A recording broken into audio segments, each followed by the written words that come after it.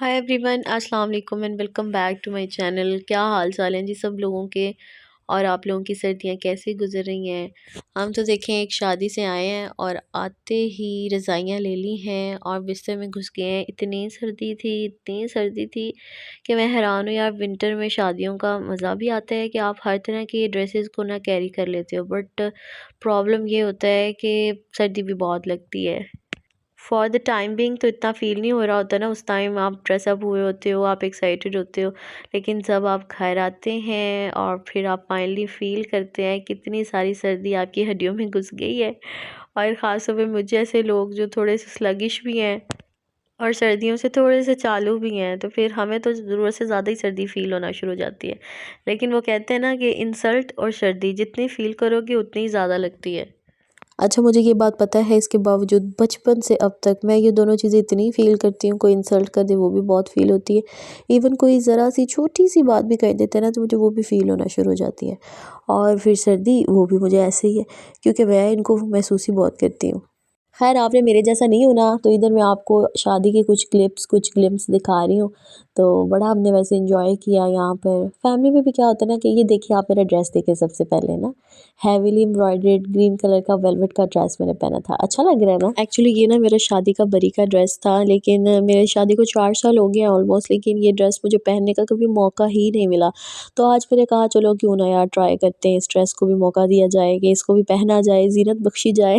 तो इसलिए मैंने आज पहन लिया। अच्छा यार, शादी में हम चले तो गए, लेकिन खाना इतना लेट किया इन्होंने, ये प्रॉब्लम कर दी कि पहले इन्होंने मील्स को सर्व किया और उसके बाद हमारी बारी आई। और उतनी देर में इतनी भूख लग गई थी और ये इतने क्यूट क्यूट से प्यारे प्यारे बिद के डब्बे मिल गए। तो हमने कहा चलो यार काम डालते हैं, यही खाते हैं तब तक। थोड़ा बहुत गुज़ारा करते हैं, काम चलाते हैं और उसके बाद खाना आएगा तो फिर फाइनली खाना खाएँगे।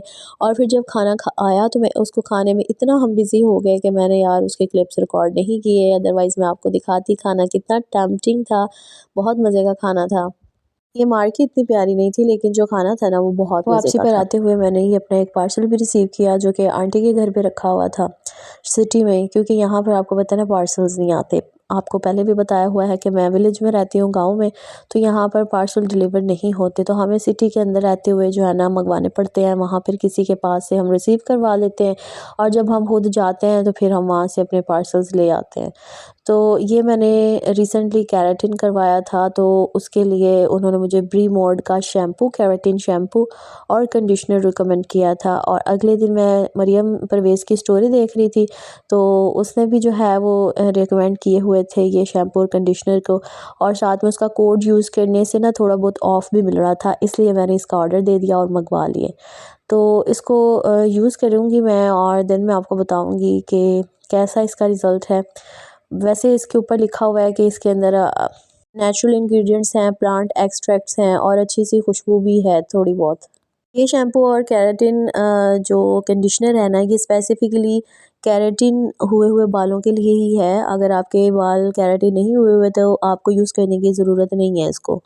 और बाकी ना मार्केट में बहुत सारी कॉपी और फेक प्रोडक्ट्स भी होती हैं, तो आप कोशिश किया करें कि जिस भी कंपनी की चीज़ है ना उसकी ऑफिशियल वेबसाइट से आप ऑर्डर कर लें, वहीं से आप मंगवा लें। एटलीस्ट आपको जो है वो ओरिजिनल प्रोडक्ट तो मिलेगी ना। उसके बाद जी ये आप अगले दिन का व्लॉग देख रहे हैं। अगले दिन सुबह सुबह जो है वो साग बना हुआ था। गांव में सर्दियों में कम से कम सौगातें खाने को तो मिल जाती है ना, तो सरसों का साग बना हुआ था और साथ मैंने अपनी हेल्पर को कहा कि वो मुझे मकई की रोटी बना दे। तो यहाँ पे वो बना रही थी। इसको बनाना बहुत मुश्किल काम है। बचपन में अपनी नानों को देखती थी, वो ना नाना बहू के लिए ये रोटी बनाया करती थी, क्योंकि वो बहुत शौक़ से खाया करते थे। खैर अब कहाँ लोगों को इस तरह की चीज़ें पसंद है। तो आज मौसम भी कुछ बेहतर था, यानी धूप निकली हुई थी, तो इसलिए ये मूंजी जो है ना इसको सूखने के लिए डाला हुआ है, ताकि जब ये खुश्क हो जाए तो चावल भी बनवाएं, क्योंकि चावल भी ऑलमोस्ट ख़त्म है। तो ये हमारी मेड्स ने पहले सारी की सारी बिछा दी थी धूप में। जब अच्छी खासी धूप लग गई, शाम का टाइम जब हुआ, तो ये सारी दोबारा जो है ना उसको बोरियों में भर के रख देंगे और अगले दिन जो है वो दोबारा इसको फैला देंगे। 2-3 दिन की अच्छी धूप लग जाती है ना, तो फिर ये खुश्क हो जाती है। उसके बाद जब चावल आप भिजवाते हो ना चावल निकलवाने के लिए, तो चावल अंदर से टूटते नहीं हैं, लेकिन अगर गीली होगी फिर चावल टूटेंगे। अब तकरीबन दोपहर का टाइम है और बच्चों के लिए और अपने लिए जो है ना मैं खिचड़ी बनाऊंगी मूंग की दाल और चावल मिक्स करके। अगर चिकन वगैरह हो पड़ा हुआ तो मैं साथ चिकन भी थोड़ा सा ऐड कर लेती हूँ या फिर आलू वगैरह भी ऐड कर लेती हूँ। और बच्चों के लिए ना इस तरह से मैं नरम से चावल बनाती हूँ ऑलमोस्ट हर दूसरे दिन, कि बच्चों को साथ साथ दूध के इस तरह की चीज़ें ज़रूर खिलाएं, नहीं तो उनकी जो न्यूट्रिएंट्स की जो डिमांड है ना वो बॉडी की वो पूरी नहीं होती और बच्चे भी कमज़ोर रह जाते हैं, वीक रह जाते हैं। वैसे मेरे बच्चे इतने शौक से खाते नहीं हैं, लेकिन ज़बरदस्ती बस थोड़ा बहुत अगर वो 1-2 चम्मच भी खा लेना तो मैं कहती हूँ कि शुक्र है अल्लाह का, कुछ ना कुछ तो उन्होंने खाया है ना। मैं कहती हूँ एक माँ के लिए जो सबसे मुश्किल काम होता है ना वो बच्चे की अच्छी फीडिंग हैबिट्स डेवलप करवाना होता है। उसके लिए मैं आप लोगों को यही मशवरा दूँगी कि आप अपने बच्चों को बड़ी अर्ली एज में यानी कि 7 माह की उम्र से ही जो है वो आप सेमी सॉलिड फूड इंट्रोड्यूस करा दें, उनको खिलाना शुरू अदरवाइज़ करें। यही वो बच्चे होते हैं जो खाने की हर चीज़ पे ना करते हैं, पसंद नहीं करते, खाने के मामले में बहुत चूज़ी हो जाते हैं और फिर सबसे ज़्यादा प्रॉब्लम एक माँ को ही होती है। जब बच्चे कमज़ोर रह जाते हैं तो ज़ाहिर बात है फ़िज़िकल हेल्थ अगर अच्छी नहीं होगी तो बच्चों की ना ग्रोथ भी अच्छी नहीं होगी। अच्छा, ये मैं इस तरह से बनाती हूँ कि मैं चावल और दाल कच्चे भिगो के पहले ही रख देती हूँ। उसके बाद जी आप देसी घी ले लें या मक्खन ले लें, अगर ये आप यूज़ नहीं करते तो आप डालडा घी भी ले सकते हैं। थोड़ा सा बस आपने घी ऑयल जो भी आप यूज़ करते हैं उसको डालें और प्याज को आपने हल्का सा ब्राउन कर लेना है। उसके बाद आपने जो है ये लहसुन अदरक का पेस्ट बना के डालें, टमाटर और ये जो है ना एक मैं सब्ज़ मिर्च भी डाल देती हूँ। इसमें मैं रेड मिर्च नहीं डालती, सिर्फ़ काली मिर्च और नमक यही डालती हूँ। तो आपकी मर्ज़ी है अगर आप सब्ज़ मिर्च ऐड करना चाहते हैं, क्योंकि ये भी विटामिन सी का एक अच्छा सोर्स होती है, आप डाल दें तो ये बच्चों के लिए ज़्यादा तीखी नहीं होगी एक जो है वो सब्ज़ मिर्च। तो ख़ैर मैं डाल देती हूँ, मुझे इसका टेस्ट जो है ना वो अच्छा लगता है।